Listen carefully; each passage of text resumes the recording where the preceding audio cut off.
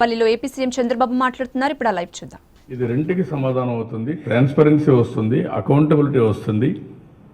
మనం స్పీడ్గా కూడా ఏదైనా కావాలంటే పెట్టుకోవచ్చు. కౌంట్ చేయాలని ఎప్పుడైనా వెరిఫికేషన్లో 100% ఉంటుంది. ఇది పెద్ద నష్టం లేదని చెప్పి చాలా స్పష్టంగా చెప్పారు. నిన్న కూడా ఆయన అన్నాడు, ఒకప్పుడు ఒక న్యూస్ పేపర్ అంత బ్యాలెట్ పేపర్ ఉంటే అప్పుడే 24 గంటల్లో మనం కౌంట్ చేయగలిగితే ఈ కౌంటింగ్తో కూడా చిన్న స్లిప్పులు కౌంట్ చేయడానికి ఎందుకు టైం పడుతుందని సపోర్ట్ చేసే పరిస్థితికి వచ్చారు. అందుకే దీని మీద మీరు ఒకసారి చూసినప్పుడు ఫస్ట్ టైం నేను వేసినప్పుడు 2013లో అప్పటి చీఫ్ జస్టిస్ సదాశివం ఇది మొత్తం తయారు చేసిన తర్వాత కూడా ఆయన కోర్టుకు వెళ్ళినప్పుడు చాలా స్పష్టంగా చెప్పారు, ఇది voter verifiable paper audit trial VVPAT. Voter తాను వేసిన ఓటు తాను అనుకున్న వాళ్ళకు పడిందా లేదా తెలుసుకునే హక్కు. ఈవీఎంలో ఎవరికి ఓటేశారో ఊహించుకుంటున్నాడు, బటన్ నొక్కుతున్నాడు, ఎవరికి పోయిన తెలియదు. ఇక్కడ అట్టగా voter verifiable paper trial audit trial కాబట్టి అది దానికోసం వాళ్ళొక జడ్జిమెంట్ చెప్పి చాలా స్పష్టంగా చెప్పాడు. స్వేచ్ఛగా పారదర్శకంగా జరిగాయని చెప్పడానికి ఇది తప్పనిసరి. పారదర్శకమైన విధానం ద్వారా సగటు ఓటర్కు విశ్వాసం కల్పించే రీతిలో ఈవీఎంలకు వీవీప్యాట్ జడ్జి చేయడం ద్వారా ప్రజాస్వామ్య వ్యవస్థలో గణనీయమైన పాత్ర వహిస్తాయి అని ఆయన ఇచ్చిన తీర్పు. ఇంకొక పక్క అమెరికాలో బుష్, ఆల్గోర్ ఇద్దరు పోటీ చేసినప్పుడు కొంతమంది వెళ్ళారు, కోర్టుకు వెళ్ళినప్పుడు డిలే అవుతుంది, ఈవీఎంలో అయిపోతాయి, లేకుంటే కౌంటింగ్ అంత లేట్ అవుతుందంటే ఒక మాట చెప్పారు, విశ్వసనీయతకు వెసులుబాటుకు మధ్యన ఎంచుకోవాలని అనుకున్నప్పుడు ప్రజాస్వామ్య వ్యవస్థల పరిరక్షణ దృష్టిలో ఉంచుకుని వాటిపై ప్రజల విశ్వాసాన్ని పెంచుకోవడానికి ఇబ్బంది అయినప్పటికీ విశ్వసనీయత కోసం అదనపు ప్రయత్నం చేయడం అవసరం. క్రెడిబిలిటీ వర్సెస్ టు స్పీడినెస్ గారు ఏదైనా వచ్చినప్పుడు credibility is very very important.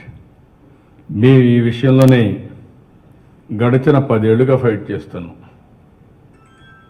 నేను అధికారంలో ఉన్నప్పుడు ఫైట్ చేస్తున్నా, అపోజిషన్లో ఉన్నప్పుడు ఫైట్ చేస్తూనే ఉన్నాం. What is the problem? వీళ్ళకు ఎలక్షన్ కమిషన్కి ప్రాబ్లం ఏంటి? That is what we are asking. ఒకే ఒక బూత్ను శాంపుల్ కింద పెట్టారు, అది కూడా ఎవరికి తెలిసేది కాదు. మేము రిప్రజెంటేషన్ 22 రాజకీయ పార్టీలు ఇచ్చాం. 23 రాజకీయ పార్టీలు 23 రాజకీయ పార్టీలు ఇచ్చిన తర్వాత వాళ్ళు ఒప్పుకోకపోతే సుప్రీంకోర్టుకి వెళ్ళాం. సుప్రీంకోర్టులో 5 బూతులు కౌంట్ చేయడానికి యాక్సెప్ట్ చేశారు. ఆ టైంలోనే కంప్లీట్ చేయండి, 5 బూత్స్ వరకు మీరు చేయాలి, అదే రిసోర్స్ ఉపయోగించుకొని. ఇక్కడ వీళ్ళ యొక్క నిబంధన ఏంటి? 5 బూతులు ఇది చేసినప్పుడు ఈవీఎం కౌంటింగ్ 14 టేబుల్స్ పెట్టి చేస్తున్నారు. ఇంతవరకు కూడా మీకు చెప్పాను. ఎవరు చేస్తున్నారు? కౌంటింగ్ ఆఫీసర్, కౌంటింగ్ ఏజెన్సీ పెట్టి చేస్తూ returning officer and also observer overall supervise చేస్తున్నారు. అదే ఇక్కడికి వచ్చేది వీవీప్యాట్ల కౌంటింగ్ ఏమంటున్నారు? అబ్జర్వర్, రిటర్నింగ్ ఆఫీసర్ సమక్షంలోనే చేయాలి. పేపర్ స్లిప్పులు వీళ్ళు చేయాలి, returning officer, observer. Machine counting మాత్రం వాళ్ళు చేస్తారు. అది more complicated technology. Machine on చేయడం, ఆఫ్ చేయడం ఎన్ని ఉంటాయి. ఇక్కడ ఏముంది? పేపర్లు వస్తుంది, పైన పేరు ఉంది, కింద సింబల్ ఉంది. ఎవరి కేసు ఆ పక్క పెట్టుకోవడం, కౌంట్ చేయడం, అనౌన్స్ చేయడం. ఇది వెరీ సింపుల్.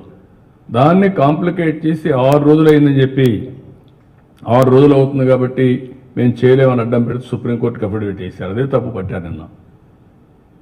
నేను తప్పు పడడం కాదు, ఆ వ్యవస్థను రన్ చేసే వ్యక్తులే తప్పు పట్టారు. వాటి రన్ చేసిన వ్యక్తులు ఈ వీవీప్యాట్కు రావడానికి ఎవరైతే ఆద్యులో వాళ్ళు కూడా ఎలక్షన్ కమిషన్ తప్పు పట్టే పరిస్థితి వచ్చింది. అది మా పోరాటం ఈరోజు. కానీ లాస్ట్లో ఏమంటున్నారు? 50% చేయొద్దని చెప్పలేదు సుప్రీంకోర్టు కూడా. మేము 5 బూతులు ఇచ్చామన్నారు అంతే. మేమేం అడుగుతున్నాం? ఆల్ పార్టీస్ 50% మీరు కౌంట్ చేయమంటున్నాం. మీకు టైం లేదన్న అవసరమైతే కొంతమంది సివిల్ సొసైటీ 100% చేయమంటున్నారు. మేము అడిగింది కనీసం 50% చేయమన్నాం. మూడోది, ఇది అయిన తర్వాత ఈవీఎంలు కౌంట్ చేసిన తర్వాత లాస్ట్లో వీవీప్యాట్లు కౌంట్ చేస్తారు లాటరీ ద్వారా. ఆ లాటరీ కూడా కొంతమంది అంటే కరెక్ట్ కాదు. లాటరీ కూడా స్లిప్పులు పెట్టి ఒక బాక్స్లో పెట్టి బాగా అన్నీ కూడా కలిపి మిక్స్ చేసి ర్యాండమ్ కింద తీసుకొని పికప్ చేసి ఆ లాటరీ ద్వారా వచ్చిన బూతులు తీసుకొచ్చి కౌంట్ చేయాలి. కౌంట్ చేసిన తర్వాత డిస్క్రపెన్సీ వస్తే వాట్ ఈస్ ది ఆన్సర్? డిస్క్రపెన్సీ వస్తే వీవీప్యాట్ ఈస్ ఫైనల్ అంటారు. మేము అదిగా కోరింది. డిస్క్రపెన్సీ ఉంటే మీరు తప్పకుండా 100% కౌంటింగ్ ఆ కాన్స్టిట్యున్సీకి వెళ్ళాలి. కొంతమందికి కొన్ని అనుమానాలు ఉన్నాయి దీంట్లో. ఒకవేళ ఈవీఎంఎల్ని వీవీప్యాట్ని 2 మిషన్లు కాంపాక్టబిలిటీ తెచ్చి మనం చూడకుండా వచ్చేస్తున్నాం కాబట్టి ఇది కూడా చేయడానికి కూడా అవకాశం ఉంటుంది కదా అని కూడా అనుమానం ఉంది. మీరు ఏదైతే ఈవీఎంలో ప్రెస్ చేశారో మీరు ప్రెస్ చేసింది ఒక సింబల్ అయినా ప్రింటర్ మాత్రం వాళ్ళకి ఏది కావాలనో అదే కూడా తయారు చేసే అవకాశం ఉంటుంది కూడా కామెంట్ చేస్తున్నారు. దాన్ని నేను ఇప్పుడు మాట్లాడడం లేదు. కానీ భవిష్యత్తులో ఏంటంటే ఒకటే గుర్తుపెట్టుకోవాలి, మనం ఆ స్లిప్ తీసుకొని చూసిన తర్వాత బ్యాలెట్ బాక్సులు వేస్తే 100% కాన్ఫిడెన్స్. అది కంపల్సరీగా చేయవలసిన అవసరం ఉంది. వన్స్ అది వస్తే ట్రాన్స్పరెన్సీ వస్తుంది, అప్పుడు ఇబ్బంది ఉండదు. అది సాధించే వరకు అవసరమైతే ఇంతవరకు గైడ్లైన్స్ ఇమ్మన్నాం. మనం పోయినప్పుడు మేము చెప్పాం, 22 పార్టీలు చెప్పాం, ఇంతవరకు గైడ్లైన్స్ ఇవ్వలేదు. నిన్న పోయినప్పుడు నేను అడిగాను, ఈరోజు రేపో చెప్తామని చెప్పారు. ఇంకా మాకు అది కూడా రాలేదు. మళ్ళా రివైజ్ చేయమన్నాం. Our demand is very clear. Discrepancies ఉంటే అవన్నీ తీసుకొని ఆన్లైన్లో పెట్టండి. విశ్వసనీయత పెంచవలసిన బాధ్యత ఎలక్షన్ కమిషన్ పైన ఉంది. మీరు మామూలుగా బాగా చేయడం కాదు ఇష్యూ ఇక్కడ, మీరు బాగా చేశారని ప్రజలు నమ్మడం. ఇందులో ఎలాంటి లోటుపాట్లు లేవని విశ్వాసాన్ని మీరు కలిగించడం. దీనికి ఎన్ని మార్గాలు ఉన్నాయో అన్ని మార్గాల్ని మీరు అన్వేషించాల్సిన అవసరం ఉంది. ఇటీవల జరిగిన పరిణామాలు మనం చూస్తే ఎలక్షన్ కమిషన్ విశ్వసనీయతను కోల్పోయే పరిస్థితికి వచ్చారు. నిన్న ప్రధానమంత్రి హరిద్వార్ మన దీనికి వెళ్ళి కేదార్నాథ్కి వెళ్ళి అక్కడ మెడిటేషన్ చేసే వరకు ఓటర్స్ని ప్రభావితం చేసే పనులు చేయడం కరెక్ట్ కాదు. ఇవన్నీ చేశారు. అదే మరి ఇంకొక పక్కన 17C ఉంది. 17C part 1. ఇది ప్రిసైడింగ్ ఆఫీసరు ఓట్లన్నీ అయిపోయిన తర్వాత EVM number, control unit number, VVPAT number, ఎన్ని ఓట్లు పోలాయి, మహిళలు ఎంతమంది వేశారు, మెన్ ఎంతమంది ఓట్లు వేశారు, అవన్నీ కూడా చేసి ఆల్ పార్టీ ఏజెంట్లు సంతకాలు పెట్టుకొని అతను సంతకం పెట్టుకొని ఇస్తారు. అన్ని పార్టీలకు ఇస్తారు. దాన్ని లోపలికి తీసుకుపోయి 17C పార్ట్ 2 అక్కడ ఓట్లు ఎన్ని పడ్డాయో 2 వేసుకోవాలి. ఇప్పుడు కొంతమంది తెలుసో తెలియకో 17C తీసుకురావడానికి వీల్లేదంటారు. 17C తీసుకుపోకపోతే వాల్యూ ఉంది. ఎందుకు ఇచ్చారు ఆ ఫామ్ మాకు? అందులో ఎందుకు నెంబర్లు వేసి ఇచ్చారు? అవి కరెక్ట్గా ఉన్నాయా లేదా చెక్ చేసుకునే అవకాశం లోపల ఉండాలి కదా.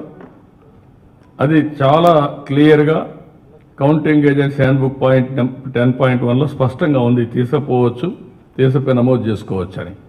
ఇది ఇమీడియట్గా క్లారిటీ అందరికి ఇవ్వాల్సిన అవసరం ఉంది, ఏ ఒక్క ఆఫీసర్కి కాదు. ఇలాంటి చిన్న చిన్న సమస్యలు ఇంకా కౌంటింగ్లో ఉన్నాయి. ఆ కౌంటింగ్లో కూడా ఎన్నికల కమిషన్ అన్ని చర్యలు తీసుకోవాల్సిన అవసరం ఉంది. ఇప్పుడు అన్ని దశలు పోలింగ్ కూడా అయిపోయింది. మొత్తం 7 దశల్లో మనం చూస్తే 66.39% పోల్ అయింది.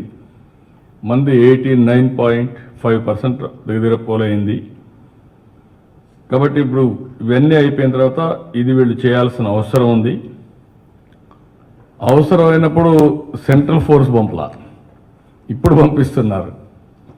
ఎందుకో నాకైతే అర్థం కాల.